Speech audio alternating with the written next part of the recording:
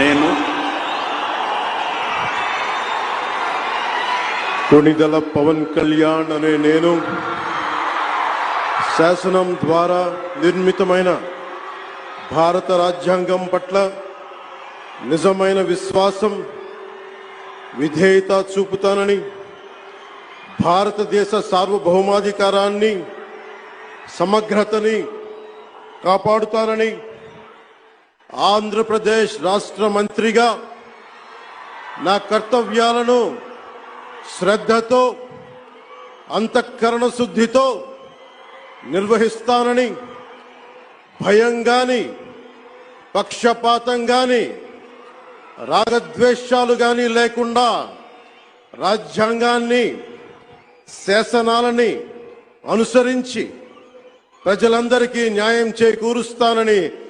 దైవ సాక్షిగా